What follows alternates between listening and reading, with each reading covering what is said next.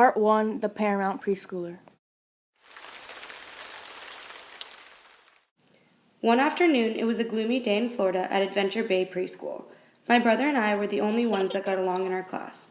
There was always a particularly monstrous child that continuously terrorized my brother for no apparent reason. On this day, this monster of a child refused to stop harrying my brother, and out of the corner of my eye, I saw a set of sharp teeth bite my brother.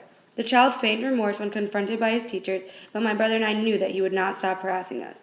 So I took a stand of courage and intervened on my brother's behalf. 2 weeks had gone by, but I was still committed to getting revenge over this treacherous human being, even though I knew that my brother had already forgotten about the situation that had occurred. This is why we both knew that I was the best person for this job. I felt I had waited too long to enact my revenge properly, so I carefully contemplated my plan before going to bed. We had been in class for almost 3 hours before it was finally recess time. I knew I had to lure him into my trap, so I asked him for a peace treaty. This treaty would be solidified by him meeting me at the top of the jungle gym and racing me down to the bottom. He was to take the manual way down, and I was going to go down the slide. As I was explaining the instructions to him, I suddenly called upon the playground gods, and they granted me the Herculean strength I used to push him off the top of the jungle gym. While he was falling, I screamed in Spanish, "Never bite Adam again!" To this day, I do not regret my action one bit. Part 2, The Incredulous Bully. Over half a decade passed before my next heroic epic. It was the beginning of the 2008 school year. My brother and I attended separate schools. I went to Imagine Charter School, and my brother attended Country Owls Elementary School. Eventually, we ended up back together at Country Owls Elementary. I thought when I came into this new school, everybody was going to like me and tried to be everybody's friend. There was always this one boy, however, who picked on me incessantly. By this time, I was already 3 years into karate. I knew that I would only use my skills in the event that I would have to defend myself. This boy's attempts at disturbing me were untenable. I often ignored his intimidations and showboating in front of his friends. He never saw it coming. One afternoon during recess, I was walking towards a ball when I felt a hand on my back. I knew it was him. I turned around and confirmed my suspicions. I politely asked him to take his hand off of me or suffer the consequences. He just stood there and laughed at me. I looked at my brother and I announced, "It's about to go down." A second later, from the corner of my eye, I saw his fist coming towards my face. I grabbed his hand, pulled it back farther, farther, and farther until he said that he would not bother me or exclude me from any activities ever again.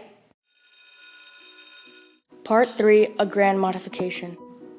My first day of private school began my 4th grade year. This journey was not only different from all of my other adventures, it was a huge change of life. For the 3rd time, I was changing schools, and I was not interested in making new friends just to lose them again.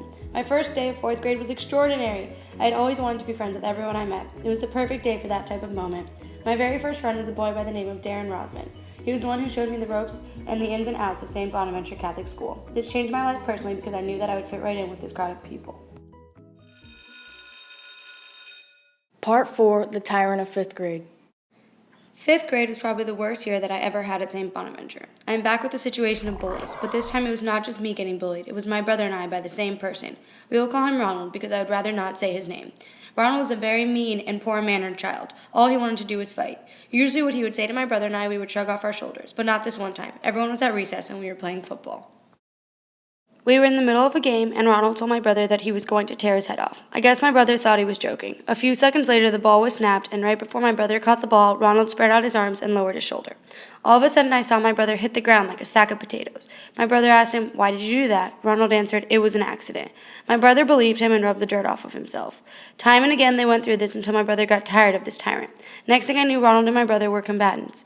Only one thing, by this time we were close to completing our black belts. He had no idea. Fists flew, punches landed, and the next thing I knew, Ronald was on the ground. My brother was victorious over the oppressor. Our classmates cheered because the bully was finally put in his place. Part 5, A Fast Forward. Fast forward 4 years, and I am at Archbishop McCarthy High School. This is the beginning of a whole new adventure. My challenges are now conquering the difficulties of high school. I find myself battling with grades, my social life, and demanding parents. My go-to plan often fails me until I am being drowned by my lack of action. All of my teachers have been rooting for me to battle my demons. Sometimes I am winning, other times the battle is brutal, and I have to ask for help. I am lucky to have such great teachers, such a strong faith, and such a supportive family, and such caring friends. I hope to someday show them all that I have overcome this barrage of personal challenges. The battles I had to fight through my life have changed me. I am able to stand up in self-defense against physical threats.